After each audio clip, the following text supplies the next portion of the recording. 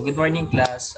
Kami po pala yung reporters for today and let us show you the topic to be discussed about digital literacy. So this is the reporters for today starting with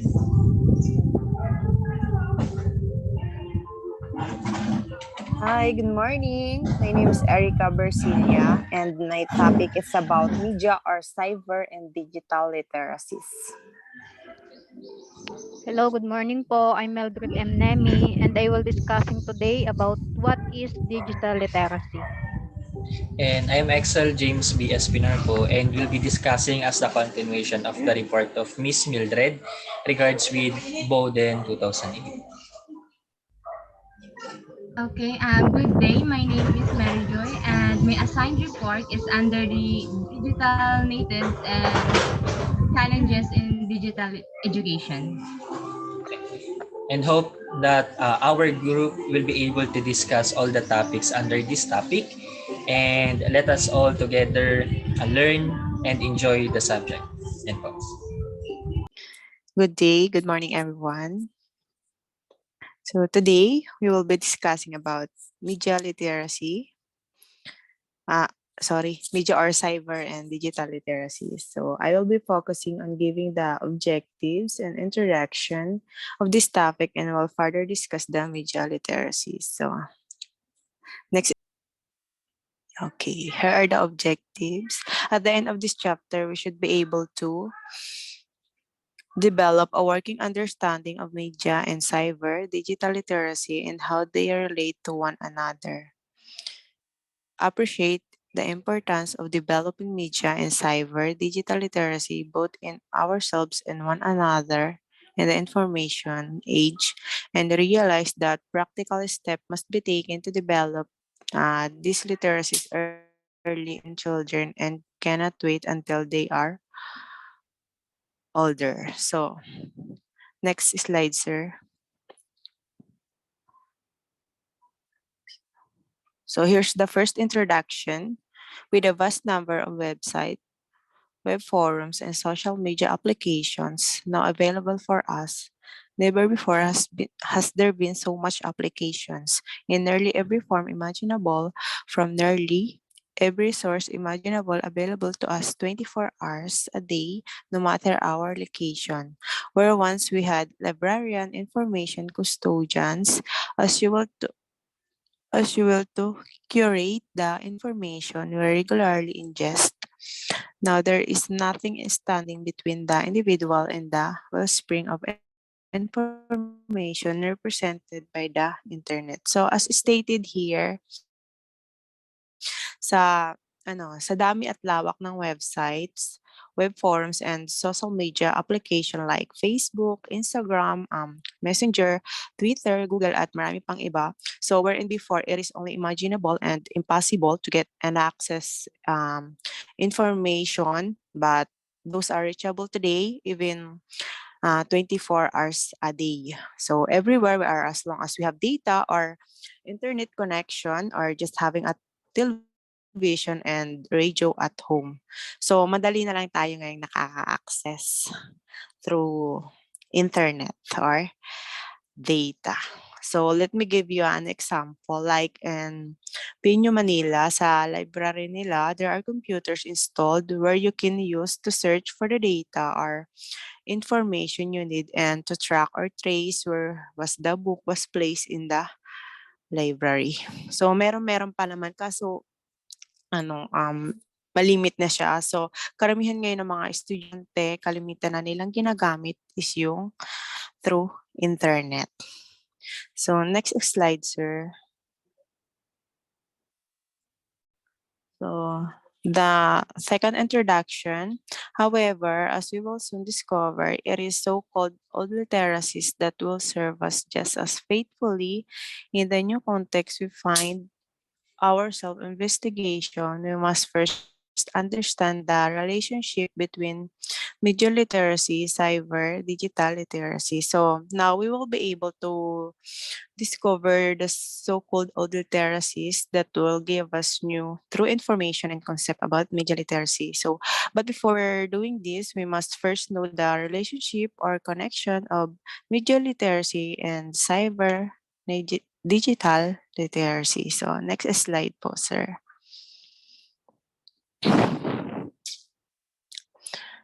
So now let us have and understand what media literacy is. Next po.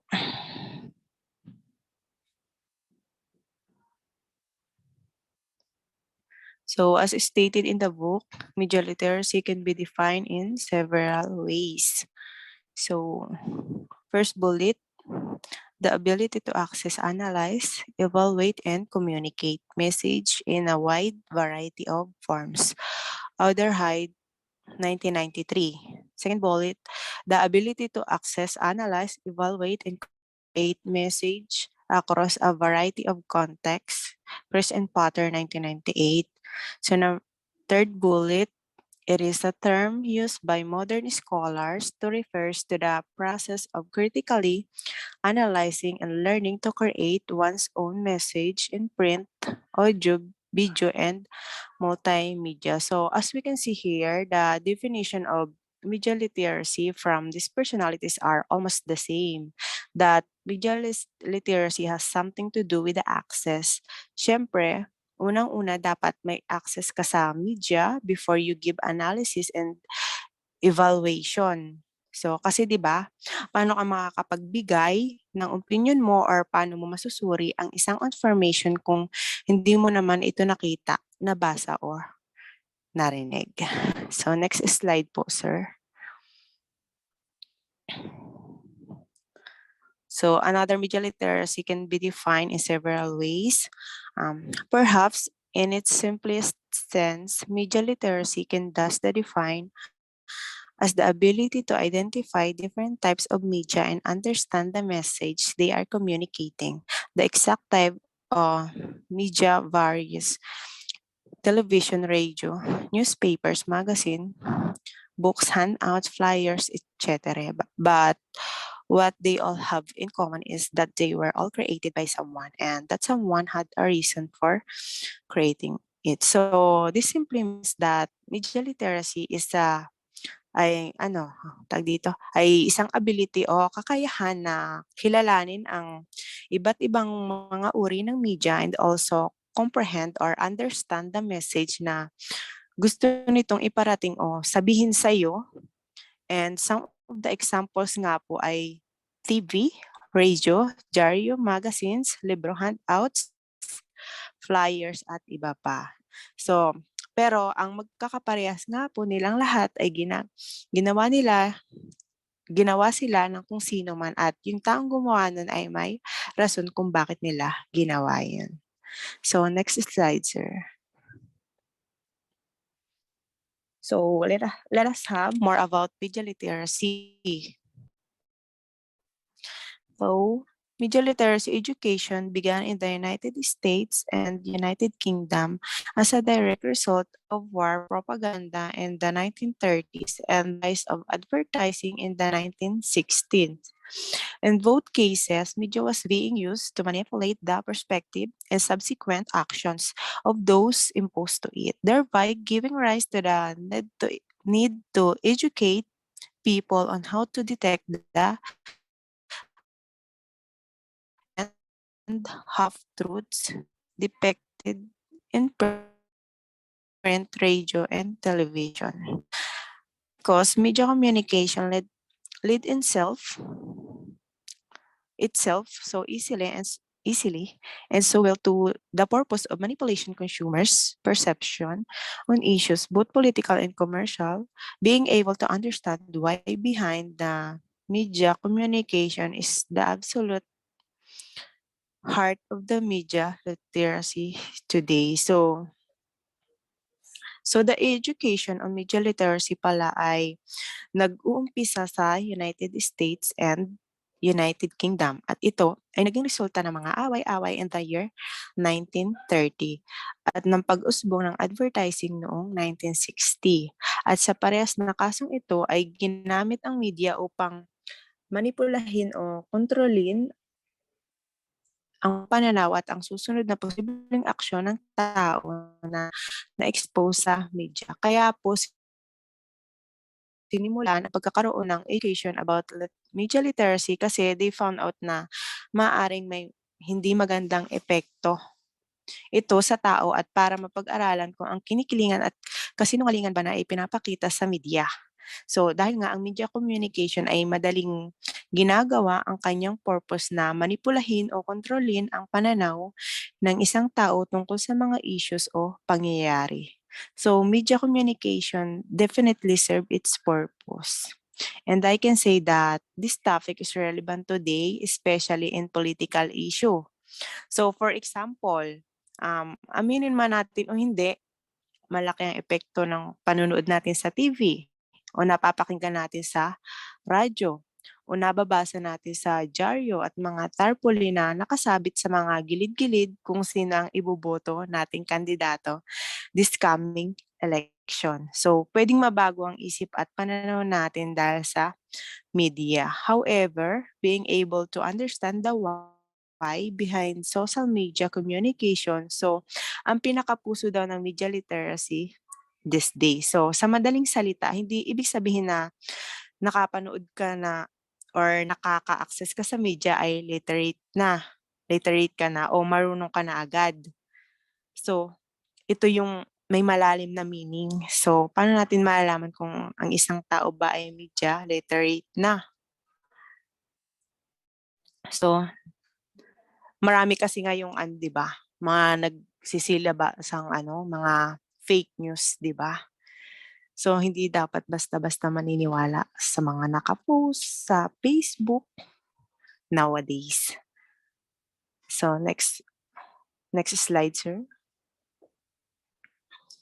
So, now let us move on to the 5 essential concepts necessary for any analysis of media message. So, ito yon. Number 1, media message are constructed. So, ang media message ay ginawa lamang ng isang tao o ng kung sino man, gaya ng nabanggit ko kanina. So, number 2, media message are produced with economic, social, and political, historical, and aesthetic context. So, ang media message ay ginawa gamit ang economic, social, and political, historical, and aesthetic context.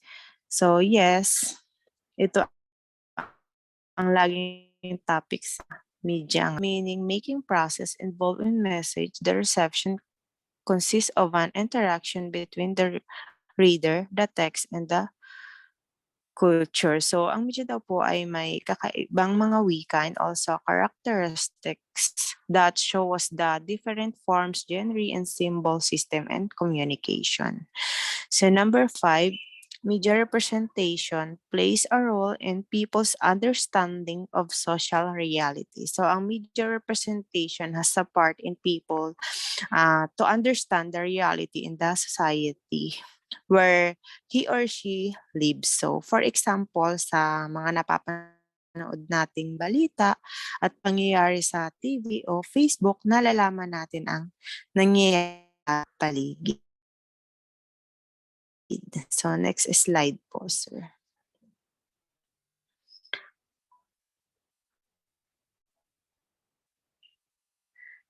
So, next is media literacy is not. So, alamin natin ang hindi totoo about sa media literacy. So, first bullet, criticizing the media is not in and itself media literacy. However, being media literate sometimes requires that one indeed criticize that one sees and hears. So, kung ang alam mo lang gawin ay mag-criticize o magpuna sa media, ikaw ay hindi pa masasabing media literate. Knowing how to criticize that you have watched and heard is just one of the qualities of being literate. So, number 2, number 2. Merely producing media is not media literacy, although part of being media literate is the ability to produce media. So, ganun din po, hindi porket marunong ka gumawa ng media, ay pwede ka nang tawagin media literate. So, bagaman, parte ng pagiging media literate ang kakayahang gumawa ng media. So, number 3, teaching with media, videos, representations, etc. does not equal media literacy. An education in media literacy must also include teaching about media. So, hindi pa din po ito dahilan para tawagin kang media literate if you are just teaching us using media. So, kagaya ng video or representation. So, what you should do is to teach about media. So, let me give you an example. So, hindi porket meron kang ubo at sipon, ikaw ay may COVID na. So, dapat lahat ng symptoms ay meron ka para masabing ikaw ay may COVID. So, hindi lang dapat may sipon at ubo ka. So, dapat wala ka din pang amoy, panlasa, at nahihirapan ka ding huminga. So, ganun din po sa pagiging media literate. Hindi lang dapat marunong kang bumasa. You shouldn't only know how to access to it. You shouldn't only know how to criticize and analyze the message. You shouldn't only know how to create one, etc. But you should possess all the abilities to be considered as a media literate. Next slide. So this is another media literacy is not. So first bullet, viewing media and analyzing it from a single perspective is not media literacy. True media literacy requires both the ability and willingness to view and analyze media from multiple positions and perspectives. So meaning po, media literacy is not just about focusing on one side only. Ang totoong media literacy ay nangangailangan ng parehas na kakayahan and your willingness to see and analyze the media not only in one point of view kundi sa mas maraming pananaw. So we have to be open-minded. So kagaya po halimbawa sa pagpili mo ng iboboto, dapat hindi lang tayo nakafocus sa kamalian o masama tungkol sa kanya. So dapat tingnan din natin yung mga nagawa niya or naitulong niya sa lugar o bansa natin. So we have to look on both sides. So what he did go and what he did wrong. So last bullet, media literacy does not simply mean knowing what and what not to watch. It does mean watch carefully, think critically. So ang media literacy ay hindi lang siya basta alam mo kung ano ang papanoorin mo at hindi mo papanoorin bagkus ikaw ay manood ng maingat at mag-iisip ng mapanuri. So hindi yung lahat ng makikita at maririnig mo ay paniniwalaan mo agad. So next slide po. So here's the challenges to media literacy education. So let us know po. So how do we teach it? So paano ituturo ang media literacy? Second bullet, how to measure media literacy and evaluate the success of media literacy initiatives. So paano masusukat ang media literacy at masusuri ang access ng media literacy initiatives. So third bullet, who do we know we have actually taught them? So paano natin malaman kung talaga bang natuturuan natin sila at kung natututo ba sila? And last bullet, is media literacy best understood as a means of inoculating children against the potential harms of media or as a means of enhancing their appreciation of the literacy merits of the media? So if we really teach our pupils or student that the media literacy can bring them possible harms and can put them in danger or daan para ma-enhance ang kanilang pagpapahalaga sa kanilang kamulatan tungkol sa media. So yan lang po yung mga challenges to media literacy education. So next slide po. So let me share you these three quotes before I end my discussion. So whoever controls the media controls the mind. So don't believe everything you read on the internet just because there is a pictures with a quote next to it. So next, the media, the most powerful entry on earth, they have the power to make the innocent guilty and to make the guilty innocent, and that's power because they control the minds of the masses. So Okay, good morning everyone. Thank you, Miss Erica, for our first reporter in chapter 5 about media and cyber or digital literacy. So now I will discussing about what media literacy is not. Uh, Given the broad and somewhat nebulous nature of media literacy, its implemented definition can be gained by understanding what media literacy is not. So, alam naman natin in our generation, with so much success to media and so many diverse sources, so it's important to able to access the credibility of things you see and hear in our social media. So, as a social media literate, and as a viewer, we need to know it is a real or invented lahat ng napapanood at nababasa natin when it comes a social media is concerned. Ano po? So let's proceed. The following is a list. Excel next slide. Let's proceed. The following is a list of actions that are often mistaken for being representative of media literacy. Center for Media Literacy and criticizing the media is not and it is and of itself media literacy. However, being media literate sometimes requires that ended criticize one what sees and hears. So dito po sa criticizing the media literacy, dito po pasok yung mga fake news na napapanood natin, ano po, at nababasa natin. So being a social media literate, kailangan natin punahin or pwede rin naman tayo mag-comment kung ano man yung napapanood natin mali. Para maging aware naman po yung iba. Na hindi na dapat tangkilikin yung ganitong klase ng pinapanood natin. So next is merely producing media is not media literacy. Although part of being media literate is the ability to produce media. Merely producing is not media literacy. Although media literacy should include media production, just videos or CD-ROMs or other mediated content, is not a media literacy.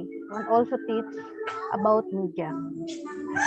So next is teaching with media. Videos presentation does not equal media literacy. An education in media literacy must also include teaching about media. So when it comes to teaching with media, generally teaching with media mean all tools may be used by teacher to deliver teaching material to students and teaching learning process to reach learning goals. So what the importance of media in teaching? Effective instruction builds bridges between students' knowledge and the learning objectives of the course. Using media engage students in the student retention of knowledge and also motivates interest the subject matter and illustrate the relevance of many concepts. So the next is media literacy does not simply mean knowing what and what not to watch. It does not mean with carefully think critically. So as a viewer, a basic requirement is to use common sense when it comes in social media. Sounds credible. So for example po, ano po yung mga ina-upload sa YouTube. Alam na marami pong nag-a-upload ng mga fake news or mga false information. Ano po? So hindi po dapat tayo na base lang sa isang website na napapanood natin. Kailangan alamin muna natin kung totoo ba or hindi yung pinapanood natin when it comes to social media. So next po, Sir Excel.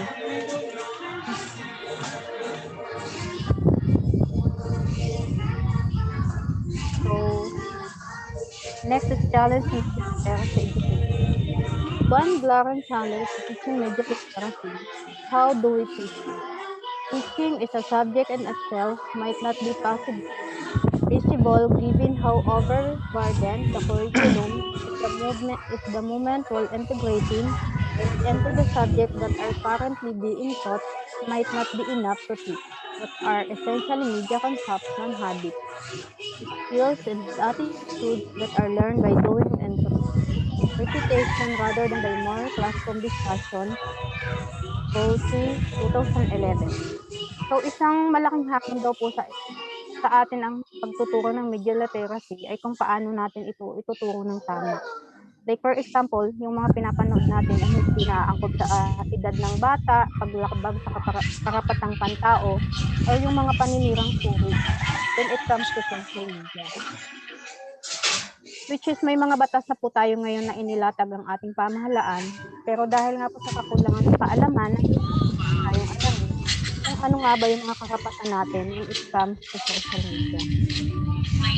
Livingstone and Van der Graaf 2010 identified how to measure media literacy and evaluate the success of media literacy initiatives, being one of the more pernicious challenges facing education in the 21st century, for the simple reason that if you cannot somehow measure the presence of media literacy in our students, how do we know we have actually lost them?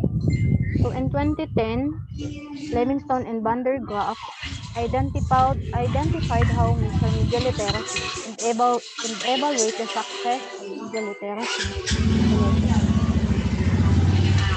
Then finally, in 1998 naman po, President Potter put it is media literacy misunderstood as a means of enhancing their appreciation of the literacy merits of the media.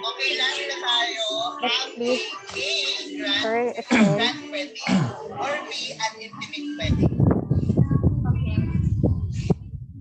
So, when it comes to digital literacy, paano daw po ito nakakatulong sa atin sa pang-araw-araw nating pamumuhay? In the first chapter of this book, we read how G. Hall and Blankshire in 1996 noted how literacy always has something to do with reading, ethics, with understanding, and that there are many kinds of text and teach. One requires as a specific set of skills to understand and make meaning out of them. Digital literacy, also called literacy, cyber literacy, and even information literacy by some authors, is no different, although now the text can actually be image, sound, video, music, or a combination thereof. Digital literacy can be defined as the ability to locate, evaluate, create, and communicate information on various digital platforms. But more broadly, it is the technical, cognitive, and ecological skills needed to perform tasks and solve problems in digital environments. So, in digital literacy, tumutukoy sa kakayahan ng isang individual na maghanap, suriin at bumuo ng malinaw na impormasyon sa pamamagitan ng iba't ibang media platform. Digital literacy is also known as cyber literacy. It's an umbrella term that refers to the ability to use computer technologies effectively and to understand the implications of their actions through typing, writing, tapping, and by using other mediums. Example, multimedia, videos, video calling, and messaging on various digital platforms which requires a basic level of computer competency. And because of digital literacy, we have the ability to communicate like messenger through video calling in our family kahit hindi tayo kasama. Ano po? Kung video calling nakukumusta at pwede natin silang kumustahin kahit saan nasan man sila or wala sila sa ating harapan or malayo sila sa atin.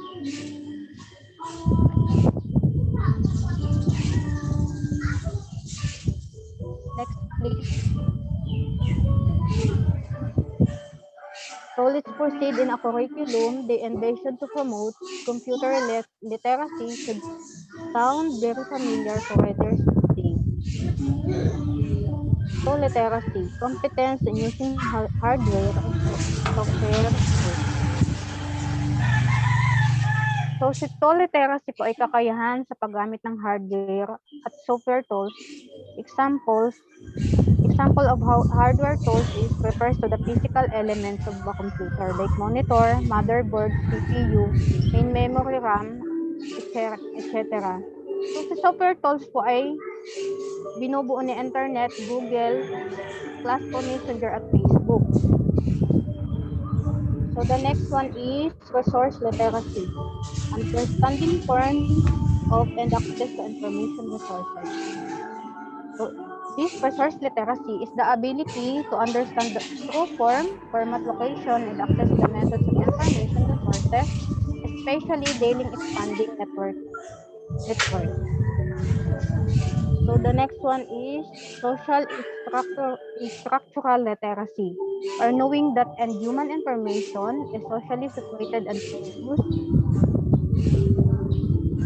produce information. Examples of social literacy include family religion, law of contract, with social with social interaction. So why is family a social structural of literacy? The family performs several essential functions for society. It socializes children, it provides emotional and practical support for its members. It helps regulate sexual activity and sexual reproduction, and it provides its members with a social identity. So the next one is publishing literacy. Publishing literacy is the ability to communicate and publish information. Ito po yung kakayahang makipag-usap at maglathala ng mga impormasyon when it comes to social media. For example po, yung mga newscaster natin, yung mga reporters and news writers.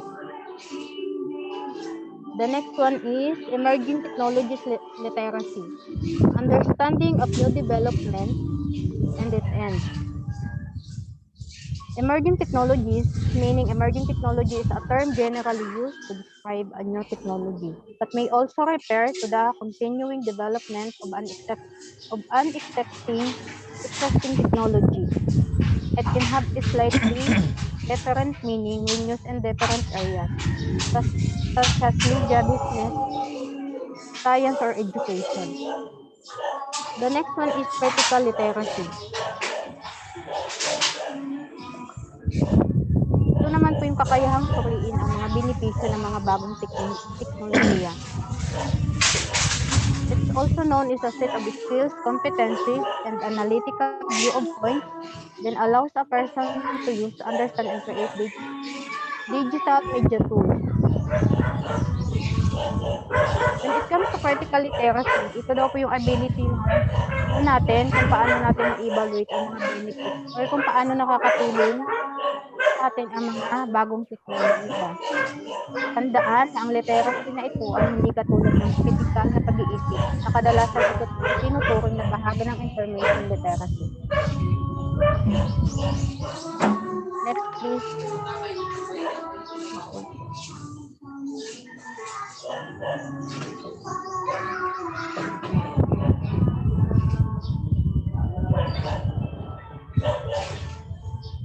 It should also come as no surprise to digital literacy. There's a great deal of overlap with media literacy. So much digital literacy can be seen as subset media literacy, dealing particularly with media and digital forms. The connection should be fairly obvious. Media literacy is the ability to identify different type of media and understand the messages they are communicating. With digital literacy can be seen as media literacy applied to the digital media, albeit with a few adjustments. So how media literacy related to digital literacy? Media literacy has been associated with exploring media's impact and making positive choices related to nutrition, violence, and abuse prevention. Digital literacy is associated with the ability to use computers, social media, and the internet. So just for continuation, this topic is on about the term digital literacy is not new. So Lanham 1995 in one of the earliest examples of functional definition of the term described the digital literate person. So from the word digital literate person, we describe this as a person who is skilled and proficient in digital world. So for example, sa mga pictures, mga drawings, sounds that is visible in digital platform. So anything na nakikita natin by the use of computers, laptops, or cell phones, or any gadgets na visible sa ating mga mata is considered digital literate images. So and digital literate person, ito tayo na tinutukoy, which is aside from being literate in writing, in listening, we also have this digital interpretation. So as being skilled at deciphering and understanding the meaning of images, the sounds, and the sublime uses of words so that he or she could match the medium of communication to the kind of the information being presented and to whom the intended audience is 2 years later. So, sinabi dito na there is a medium of communication. So, from we all know na, di ba, meron sa sizes from small, medium, large. And also kapag sa arts naman, meron tayong tinatawag na medium, which we refer to the materials being used. So dito naman sa digital literacy, meron ding medium of communication, which is referred to as the method used to convey the message to the intended receiver. So meaning to say, ito yung mga ginagamit natin for us to inform the viewers or kung sino yung mag-i-interpret ng messages. So that is by the means of the ayun nga, the images, the sounds, and whatsoever po. Okay? Basta visible or nakikita na ating mga mata that we can interpret. So Paul Glister during the 1997, he formally defined digital literacy as the ability to understand and use information on multiple formats from a wide range of sources when it is presented via computers. So ito na si Paul Glister daw yung naka-discover or nag-interpret ng digital literacy as this kind of scope na pag nakikita natin sa internet or sa laptops natin wherein we save images from there and we know already how to define it based sa nakikita natin, then we are a digital literate person. So explaining that not only must a person acquire the skill of finding things, he or she must also acquire the ability to use these things in life. So according to Paul Glister, information such found through computers from the sources we are just like websites, links, videos, images, and etc. Okay. Next. So Bowden 2008, he collated the skills and competencies comprising digital literacy from contemporary scholars on the matter into 4 groups. So para daw mas madali nating maintindihan kung ano yung mga skills and competencies na meron sa pagiging digital literate person, meron tayong 4 groups wherein Bowden categorized. So ano nga ba 'yon? The first one is underpinnings. So this refers to those skills and competencies that support or enable everything else within digital literacy. So highlighted dito yung support or enable, wherein Bowden refers na aside from supporting, he enables this digital literacy skills and competencies na really important kasi this will really highlight or this will really support nga his belief na consideration for us to be enabled as a digital literate one. So, meron tayo ditong traditional literacy and computer or ICT literacy. So, for example given dito is the ability to use computers in everyday life. So, we cannot proceed without knowing what this traditional and computer literacy means. So underpinnings under traditional literacy, this is the ability daw na magbasa, magsulat, and intindihin kung ano yung context ng isang image or ng isang text. So this is primary source of information and communication. So kapag marunong tayong, alam ko naman na every one of us knows how to read, to write, and to know more or deeper of a context we see, diba? So we are already a traditional literate person. So sa computer literacy naman, this is a computer which is defined as the knowledge and the ability to use computers and related technology efficiently. So as being students, siguro naabutan naman natin yung digital platform or gadget world wherein ayun nga, tulad nito, nagkaklase tayo through online. We are using our phones, our laptops, or computers para maka-subscribe or para ma-support natin yung education natin. And from there, marami tayong natututunan, paano gumamit ng Google Meet, Google Classroom, Zoom, the Facebook. And aside from that is yung mga ginagamit natin such documents wherein we input our outputs, our projects. For as long as we know how to handle this, how to use this to support our needs, then we can consider ourselves computer literate. Okay? So, with skill levels ranging from elementary use to computer programming and advanced problem solving. So, like what Hab said kanina, from time to time, natututo tayo how to use or how to, alam niyo yun, explore yung use of computers. Kasi we know na this will really benefit us kapag hanap na tayo ng trabaho. So kailangan hindi tayo aanga-anga kasi one of the skills required is for us to know how to use computer because we are already on a modern era. Okay, next. Background knowledge. So this largely refers to showing where information on a particular subject on topic can be found. So how information is kept and how it is disseminated, a skill taken for granted back in the day when information almost exclusively resided in the form of printed text. So under this category, knowing the meaning behind a printed text. So that's background knowledge. However, background knowledge goes beyond vocabulary learning because background knowledge refers to a deeper understanding of a topic. So, from this scope naman daw, we should have a deeper understanding of the of what is being presented to us. So, hindi naman natin pwedeng sabihin na nakakita lang tayo, for example, ng dagat.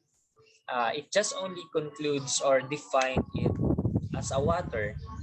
So, parang sinasabi dito na we should have looked a deeper definition of the picture. We should have looked a deeper meaning of it, and we should have to look what's really on this image or what's really on the scene that is in front of me. So kailangan pag-aralan natin kung ano pa yung meron dito kasi knowing the background knowledge will really interpret things easily for us. So dagat, it's not just only a water. Dagat is composed of ganto ganyan.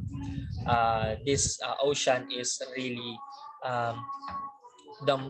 may pinakamalaking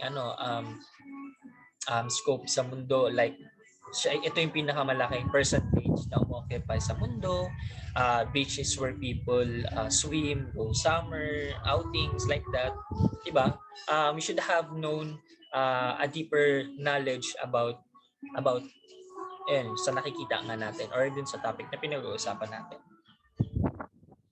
Next is central competencies. So these are the skills and competencies that the majority of scholars agree on as being core to digital literacy today, namely, First, reading and understanding digital and non-digital formats. Next is creating and communicating digital information. Third, evaluation of information. Fourth, knowledge assembly. And the last is information literacy and media literacy. So, we all know what this digital formats means, di ba? Yung mga nakikita natin by the use of the gadgets. And the non-digital formats is the type of materials na hindi pa natatransform or na lilipat in digital formats, which are the textbooks, the magazines, the placards, the posters, etc. So yun yung mga non-digital formats na nakakakuha tayo ng information or informations. So for the creating and communicating digital information, this is our skills is being presented. So from knowing na we have these non-digital formats, we are now going to transform it or ililipat natin siya into digital platform wherein information is also accessible. So for example, that is the Kini, diba? From Kini, we are encoding words, word by words in a sentence, and from this, it will be transported into a digital article. From there, i-upload nila ito sa Google or sa whatever website it can be used. For us students or learners can search onto it to make it easier and accessible. So this is creating and communicating digital information. So next is evaluation of information. So dito papasok yung sinasabi nating how kung gaano katotoo yung isang information na meron tayo, yung article. And dito rin pumapasok yung mga fake news, fake articles, diba?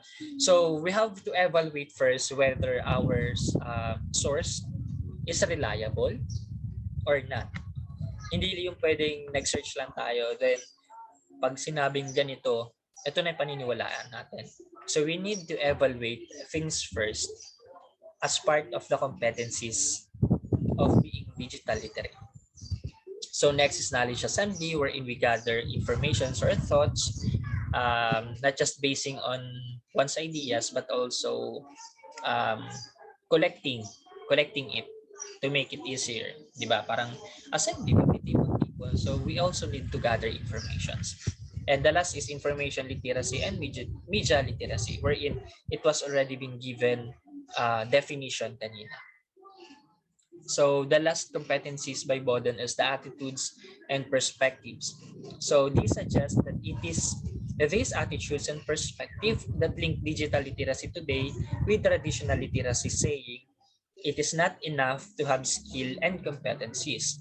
They must be grounded in some moral framework. Specifically, okay, before I proceed on saying those frameworks, syempre, one example of this is the element of independent learning are setting your own goals. Ba? Organizing yourself, your work, your time, evaluating the use of your time at work. So, ito yung sinasabi na hindi lang sapat yung may skill and competencies tayo. Diba? Kapag sa trabaho, hindi lang naman natin pwedeng sabihin dun sa resume or sa curriculum vitae natin na I am skilled in computer. Diba? Tapos kapag nagtrabaho naman tayo, magtatanong-tanong tayo na, uy, paano ba ito iganto? Paano yung formula? Paano ayusin to? Then we cannot consider one. So we have to know, we have to see if we really are fitted for the skill and competencies na sinasabi natin. Diba? So under moral society naman, okay. So that's yung the framework. So we have independent learning. So the initiative and the ability to learn whatever is needed for a person's specific situation. So One example given earlier kanina is yun nga, yung pag-set ng own goals and deadlines natin. That is being independent learning. So seeing na um, we are given the skill to work on our own, 'di ba? One qualification na hinahanap sa trabaho is less supervision, 'di ba? So from there, we already know that okay, I am an independent learner. I can work on my own. Not saying na hindi ko kailangan ng tulong ng ibang tao, but just being highlighted na I know myself, I know how to use this, I know how to set my own goals. But the time that I needed help, I can ask for one, di ba? So parang dito lang yung stated yung independent learning. So sort of self-explanatory na din siya from just coming from the word. So moral or social literacy, an understanding of correct, acceptable, and sensible behavior in a digital environment. So an example of that is like ito yung nakita ko sa internet. So I would speak differently with my friends than I would my mother, or I would chat on Facebook differently than I would while emailing a professor. So ang sinasabi dito is iba tayo kapag nakikipag-usap sa, for example, sa family natin, then iba tayo kapag nakikipag-usap na sa friends natin. So iba daw tayo kapag nag-chat, 'di ba? Mas parang yung mood natin kasi kapag nag-chat tayo hindi naman nakikita. Kapag galit tayo and we just only send message like na nagtatapos ng tuldok, it's just like um, a simple tone of voice. Pero kapag kausap mo naman yung isang tao, pwedeng tumaas yung pitch natin, pwedeng bumaba. From there, we can describe, galit ito. Okay yung mood niya. Diba? So from dito, para nagkakaroon lang din ng differentiation sa information na binibigay natin. So without understanding of this type of communication, one cannot function without success in a society. Tama nga naman. Kasi it is really different to be morally and socially literate. Diba? So from there, we also have to know how we are going to interact with the people na kinakausap natin. So that's the 4 frameworks under Bodon 2008, which is skills and competencies. So now, let me proceed on the next topic, which is the information literacy within digital literacy. So given the ease with which digital media as opposed to traditional and media, this can be edited and manipulated. We already know about that, by the use of by the sources of fake news around us. So the ability to approach it with a healthy amount of skepticism has become a survival skill for media consumers. So when we say skepticism, this is the attitude of doubting knowledge claims. So nagdadalawang isip tayo if tama ba yung nabasa kong article, tama ba yung sinend nito, napatama kay ganito, tama ba itong binato ni itong isang kandidatong ito, isang kandidatong ito, di ba? So this is the time na nagdadalawang isip tayo to see if that is really true. So that's why it was being said as survival skill for media consumers. Kasi they have to prove or we have to claim if tama na agad yung nakita natin. So dyan lalabas yung skills natin to search for informations like the reliable one.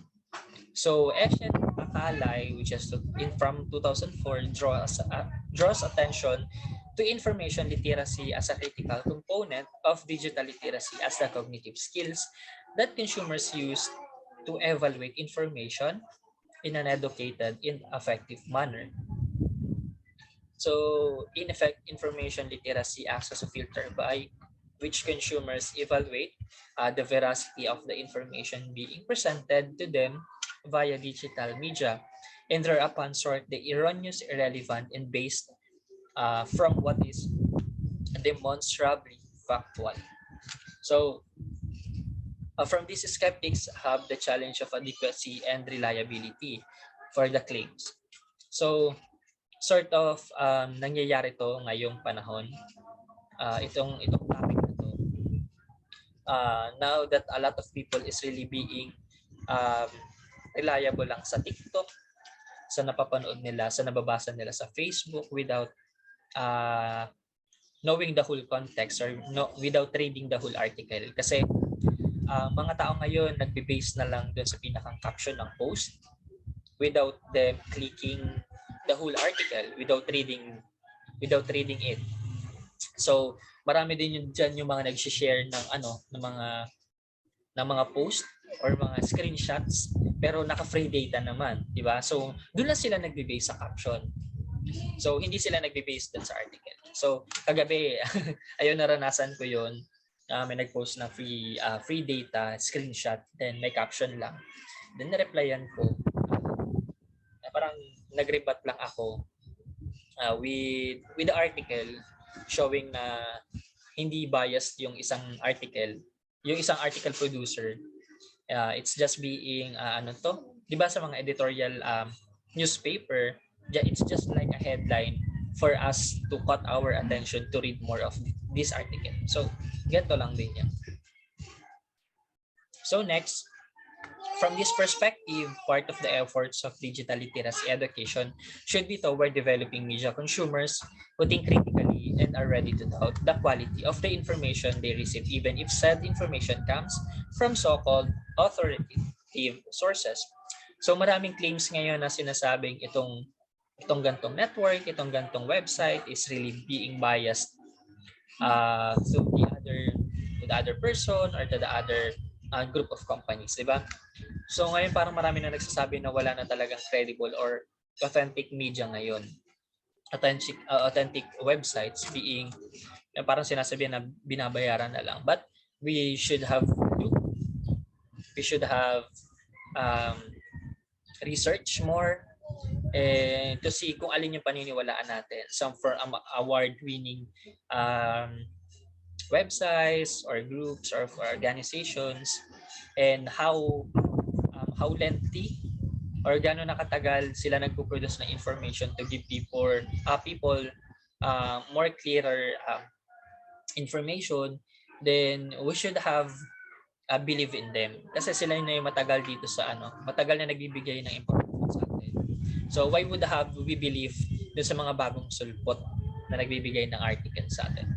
So however, a majority of studies information literacy seem to concentrate more on the ability to search of information rather than its cognitive and pedagogical aspect. So that's from SF Alakali from 2004, Zins 2000, Burmay and McKinley in 1998. So next, socio-emotional literacy within digital literacy.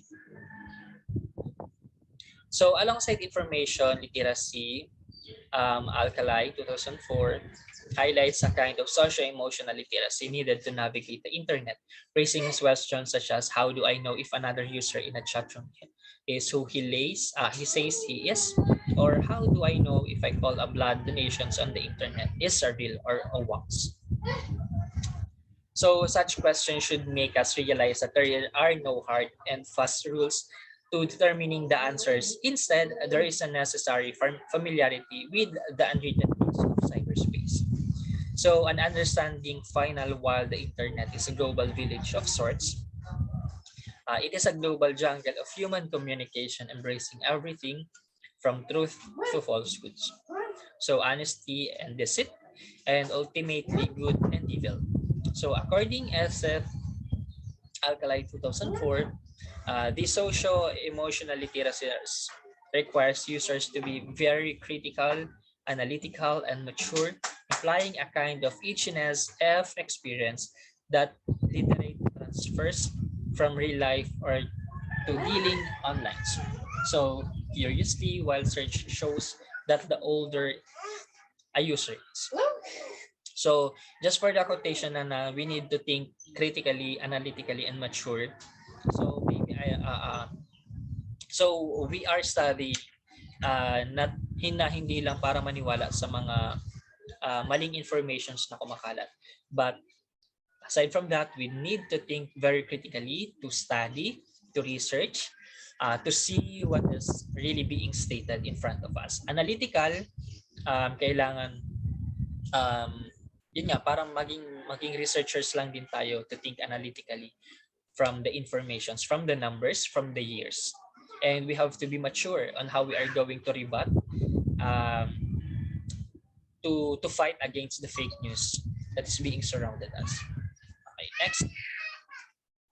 So the less likely they are to behave natively online, this does not exempt from the occasional lapse. So they may not believe that a Nigerian prince is bequeathing $100 million in a gold bullion to them, exchange for their bank details, but they might be believing, or they might be willing to believe, that someone really is giving away 1,000 units of the tablet smartphone in exchange for their contract information. So that's just only an example.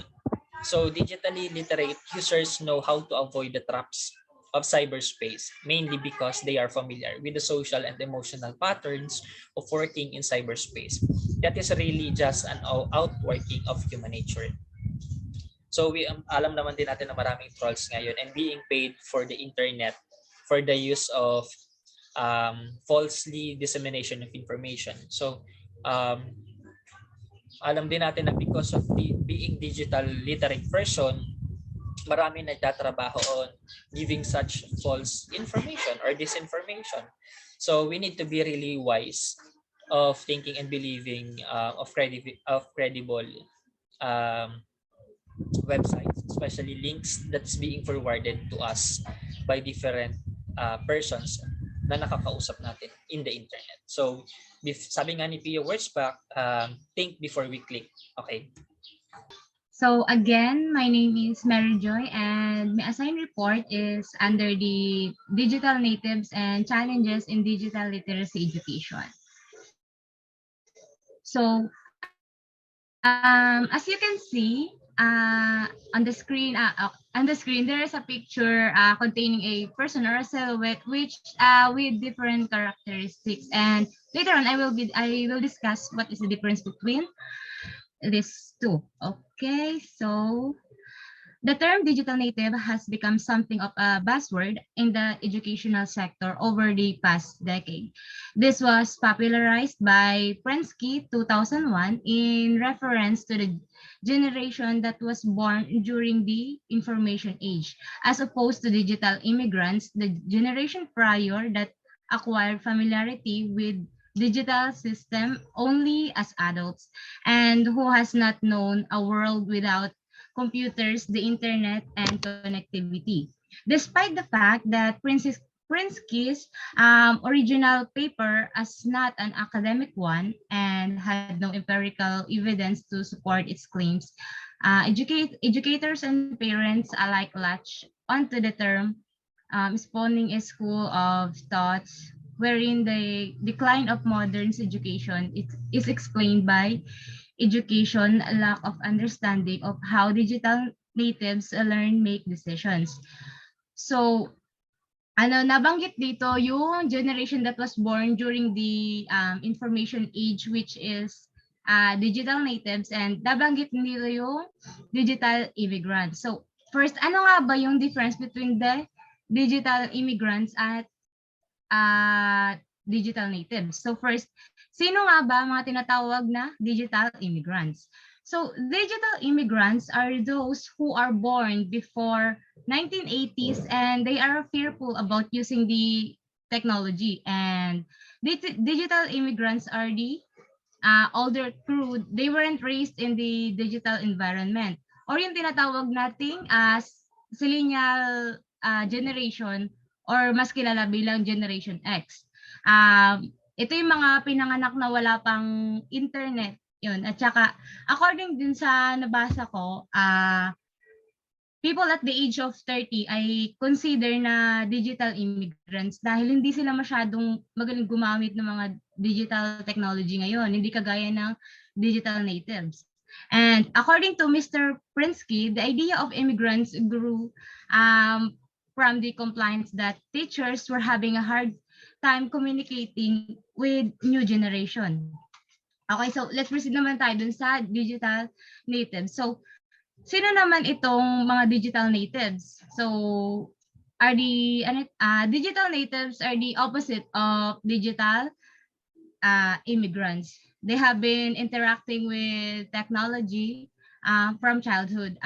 Digital natives are the generally born after the 1980s, and they are comfortable with the digital age because they grew up using technology. And according again to Mr. Prensky, digital natives are the generation of young people who are native speakers of the digital language of computers, video games, and the internet.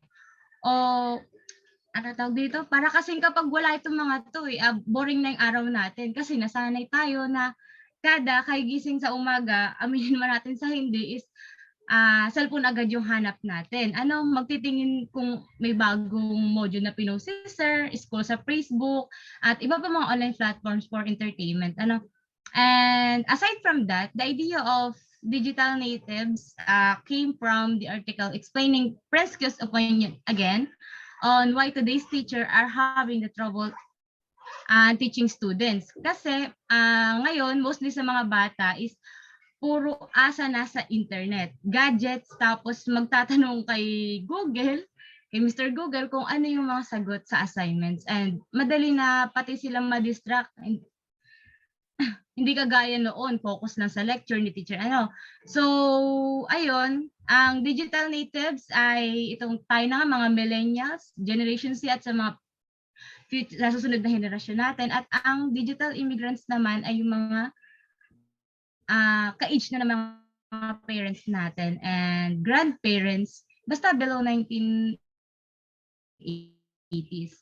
Okay, so however, popular misconceptions burn out of the term digital natives and the education ideas. It is found is that the generation in questions is born digitally literate. If this is the case, then the question, how can digital immigrants teach digital natives literacy they already have, is a valid one, to which the answer would be correctly, they cannot. But the problem there is that digital literate is popularly defined as the ability to use computers or use the internet, which, as we have seen earlier, forms only one part of the crucial skills, competencies required to be digital literate.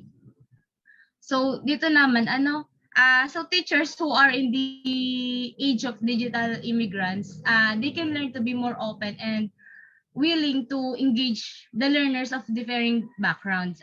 So kasi as a teacher, kailangan willing tayong i-adapt educational changes or mga teaching styles ngayon na pagtuturo upang mas makarelate or maintindihan tayo ng mga digital native students.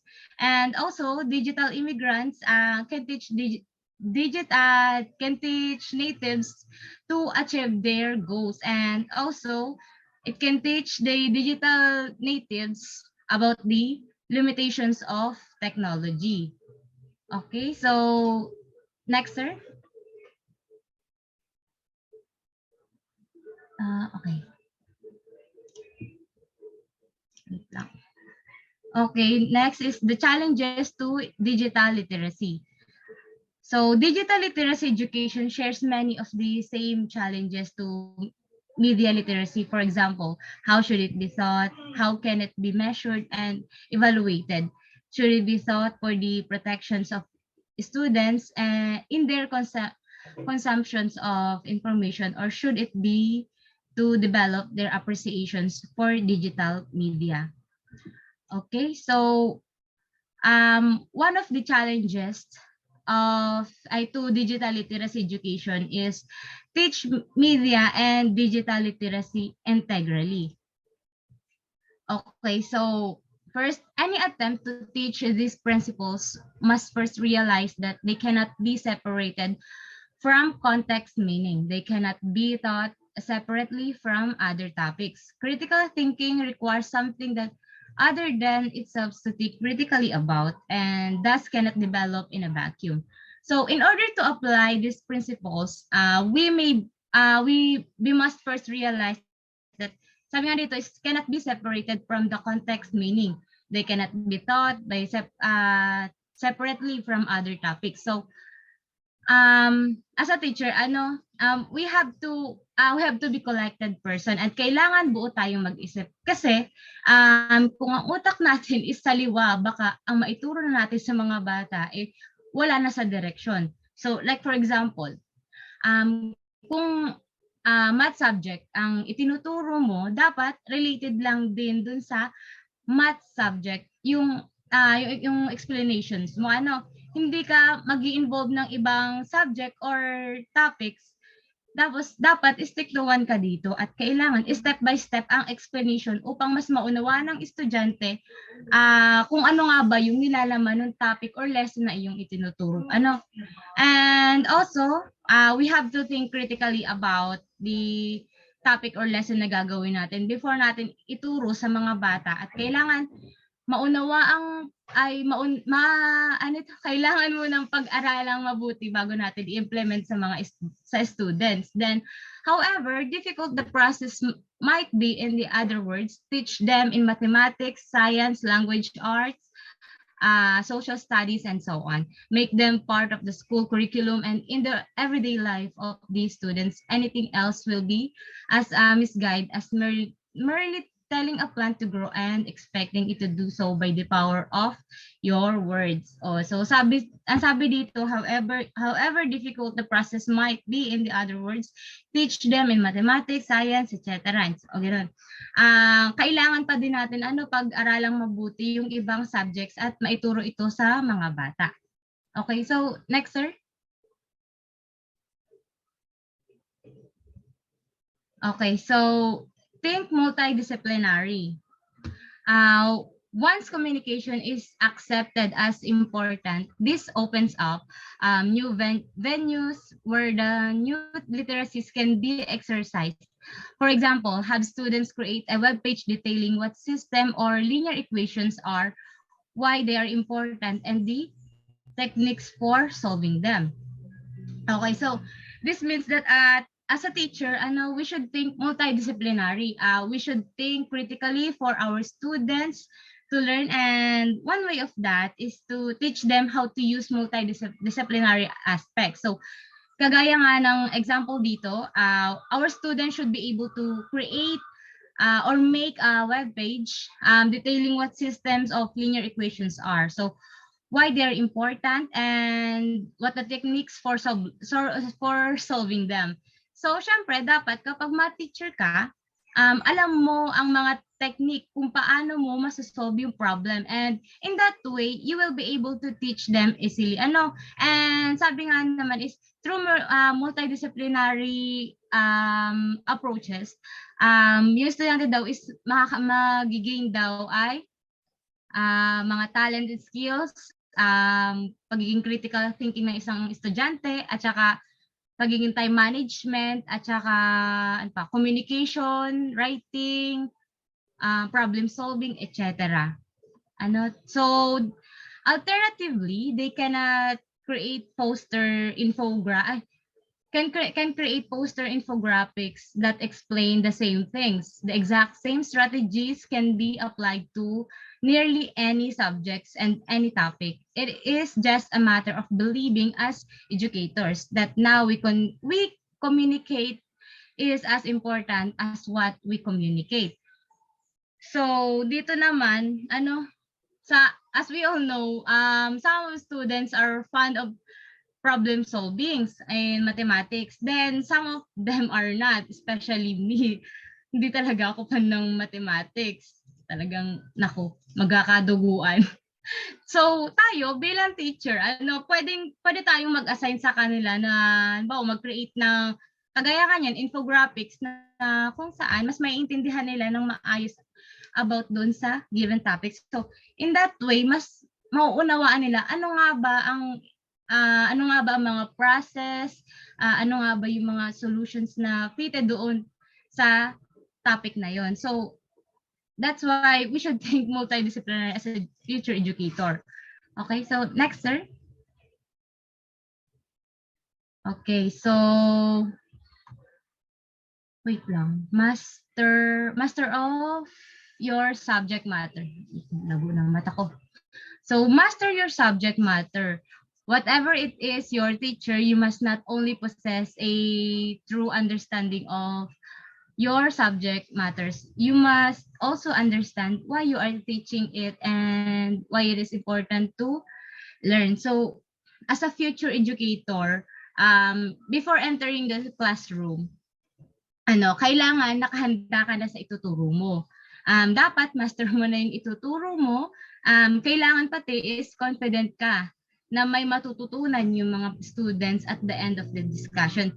Kasi kung sa mismong pasukan mo pa lang pag-aaralan, baka doon sa goals and objectives mo is ay para sa araw na yun ay hindi na mangyari kasi hindi ka nakahanda eh. Yung gano'n. Tapos, kasi para lang din yan, papasok ka sa gera na wala kang dalang pang-depensa, di tsugi ka. Gano'n. Okay, so next, explore motivation, not just messages. So, while it's very important that students learn what is the message being communicated by any media text, it is also important to develop in them a habit for asking what is the message being communicated in the first place. In the case of an information, pamphlet warning against some infectious disease. So, di ba nga, so as a future educator, once na nakapagturo na tayo, we should allow our students to ask us or tanungin tayo about sa topic na naituro na. Hindi yung ay okay na, nakapagturo ka na, nakapagturo na tayo ganyan. Then aalis ka without knowing without consulting your students kung may naiintindihan ba sila doon sa diniscuss mo. Which is mali yun. You will lose the communication between your students kapag lagi mo siyang ginagawa sa klase. And always remember that communication is very important between teachers and students. So we should always need to ask our students alin yung mga parte na hindi nila naiintindihan at alin yung gusto nilang malaman at paano natin masasagot lahat ng katanungan nila. We have to encourage our students to ask some questions during or after the discussion in order to clarify something, suggestions, etc. So next, sir. I think ito na yung last. Okay. Last one is the leverage skills that already have. It is always surprising how much a person can do when they are personally and effectively motivated to do so. Okay, so tawag dito. In other words, a person can do amazing things when they really want to. So, which is tama. Kapag gusto mo yung isang bagay kasi nakakagawa ka ng magandang output or sabi nga ito is something amazing. Pero may kasabihan nga tayo na kapag gusto may paraan talaga pero kung ayaw, maraming dahilan. Okay, so students can produce remarkably well research output to things they are deeply interested in, even without instruction. So, dito naman, kapag ang bata ay may willingness na gumawa or productive at may skill sa isang bagay, kahit hindi mo na yun i-guide, kahit hindi mo na siya turuan step by step, makakapag-create yan ng magandang projects kasi meron siyang desire or deeply wanting to do so. So, harnessing this natural desire to explore whatever interests them will go a long way in improving media and digital literacy education in your classroom. Okay. So, as a future educator, we should improve our media and digital literacy inside the classroom. Kaya kung baga napapansin niyo ngayon, sa schools, may mga TV na bawat classroom for learning purposes lang naman. And another thing, we should aware in using media platforms that are necessary to be able to conduct lessons, research, etc. Especially nowadays, teachers are now using software's application to continue educating students kasi nang dahil sa pandemic nga, 'di ba, natigil ang face-to-face classes. So kahit ang tuturuan na natin in the future is mga digital native students, which is I mentioned earlier. We have to guide them not just by giving instruction but also letting them to do their own, and let your students explore and in their own, and in that way you can conduct an assessment and evaluations, and eventually you'll see in a better outcomes. Okay,